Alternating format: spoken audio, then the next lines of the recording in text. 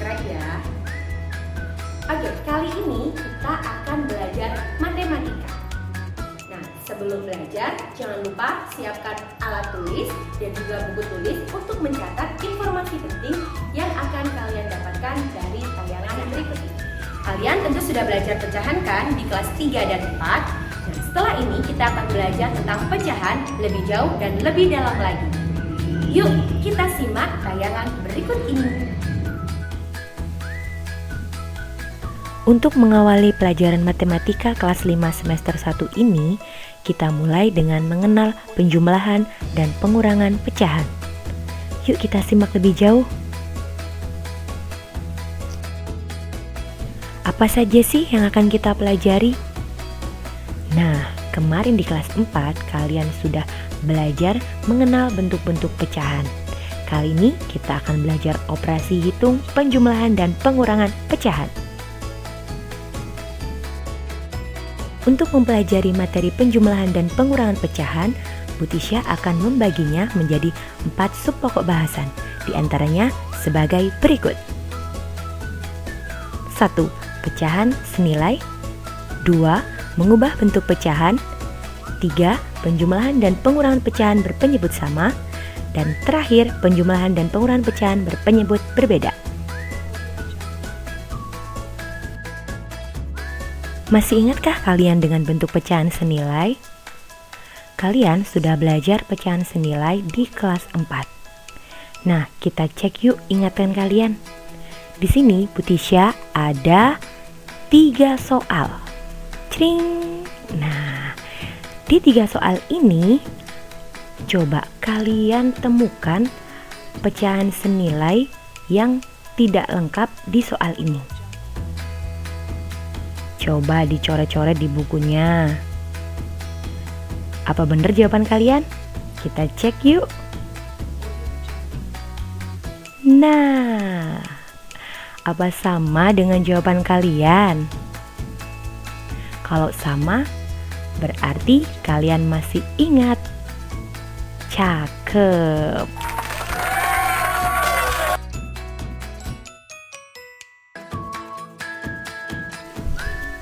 Setelah kalian memahami pecahan senilai, kalian juga harus mengingat kembali bentuk-bentuk pecahan. Terdiri dari apa saja sih bentuk-bentuk pecahan itu? Ini dia.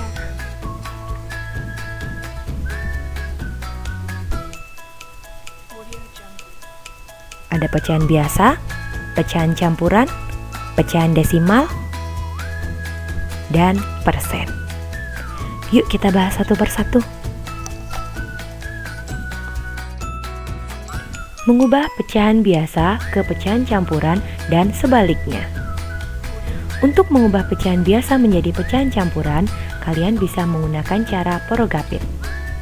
Hasilnya yang berupa bilangan bulat letakkan di tengah, kemudian sisanya letakkan di atas sebagai pembilang dan penyebutnya tetap di bawah. Jangan lupa untuk disederhanakan ya. Cara menyederhanakan pecahan, kalian bisa membagi pecahan tersebut dengan faktor persekutuan terbesar dari penyebut dan pembilangnya. Selanjutnya, untuk mengubah pecahan campuran menjadi pecahan biasa, kalian bisa mengalihkan antara bilangan bulatnya dengan penyebut ditambah dengan pembilangnya. Mudah bukan? Mengubah pecahan biasa ke pecahan desimal dan sebaliknya. Jika kita akan mengubah pecahan biasa menjadi pecahan desimal, maka penyebutnya harus diubah menjadi 10, 100, 1000, dan seterusnya. Yuk kita cek contoh berikut ini.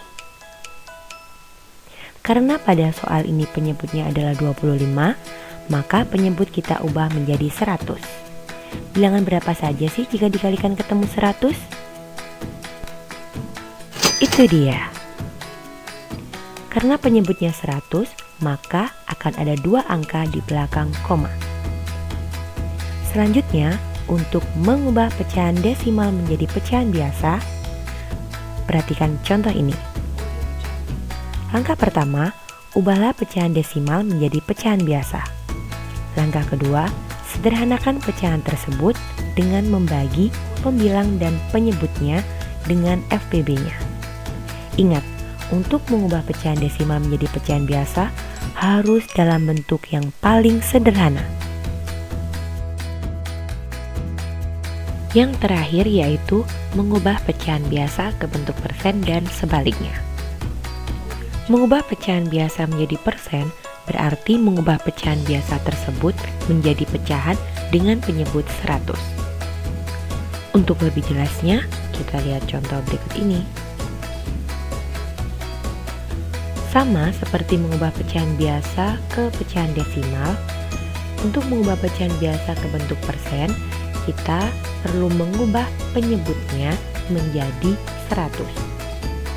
Caranya dengan mencari bilangan pengali yang menghasilkan 100. Ingat ya, karena ini bentuk persen, jadi penyebutnya harus 100. Selanjutnya, untuk mengubah persen menjadi pecahan biasa, langkah-langkahnya lihat di gambar sebelah kiri ya. Kuncinya ada di menyederhanakan pecahan. Bagaimana anak-anak? Sudah paham belum tentang mengubah bentuk-bentuk pecahan?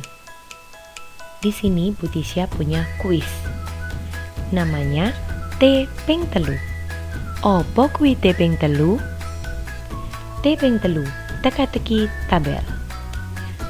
Di sini Bu Tisha punya tabel yang isinya adalah bentuk-bentuk pecahan. Tugas kalian adalah mencari tahu bentuk pecahan yang ada di lingkaran-lingkaran misterius. Kalian bisa menghitungnya di buku tulis kalian ya. Untuk lebih mudah, kalian bisa pause dulu video ini. Setelah ini, kita cocokkan bersama.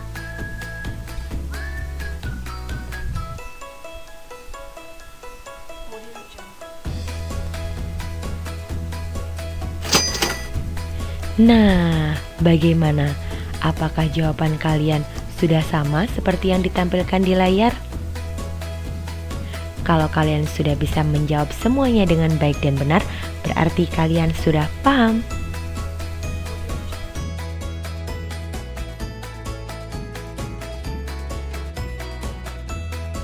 Kita memasuki pokok bahasan berikutnya, yaitu tentang penjumlahan dan pengurangan pecahan berpenyebut sama. Kita awali dari penjumlahan pecahan. Penjumlahan pecahan dapat dilakukan jika penyebutnya sama. Perhatikan contoh soal berikut ini.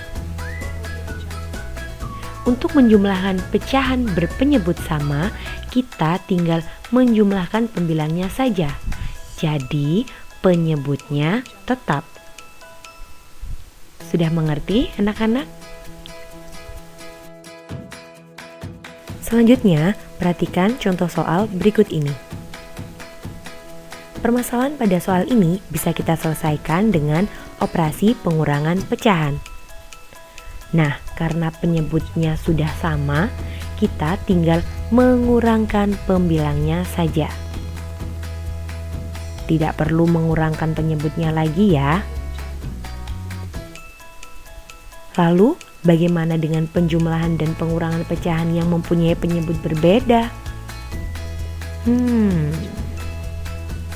Setelah ini, bahasan berikutnya akan berkaitan dengan materi KPK yang ada di kelas 4.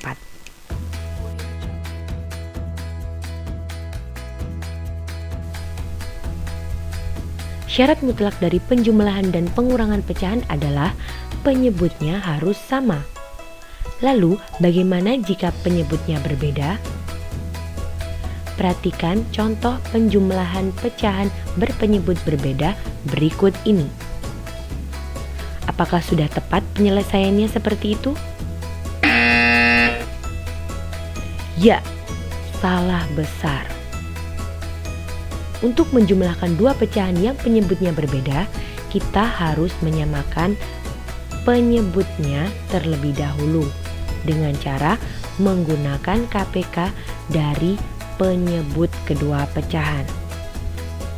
Untuk lebih jelasnya, perhatikan contoh soal berikut ini. Setelah kita menemukan KPK dari penyebutnya, kita tinggal menuliskan KPK-nya sebagai penyebut.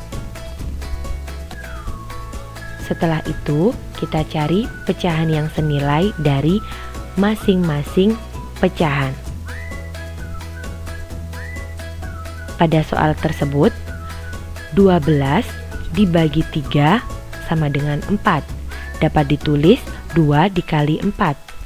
Kemudian, 12 dibagi 4 sama dengan 3. Dapat ditulis 1 kali 3.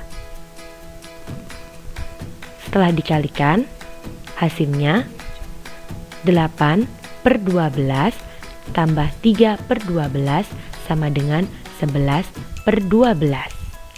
Jangan lupa untuk disederhanakan ya. Kebetulan bentuk pecahan ini sudah yang paling sederhana. Seperti pada penjumlahan, untuk mengurangkan pecahan dengan penyebut berbeda, kita harus menyamakan dulu penyebut kedua pecahan. Perhatikan contoh soal pengurangan pecahan berikut ini. Nah, ternyata cukup mudah, bukan?